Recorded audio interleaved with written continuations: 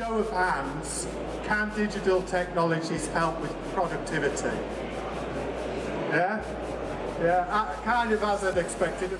Target that monthly ROI, you know, get down to the numbers, get down to the metrics, understand how you're going to realise that return on investment, specifically in terms of improved quality, reduced cost, improved delivery times, the basics.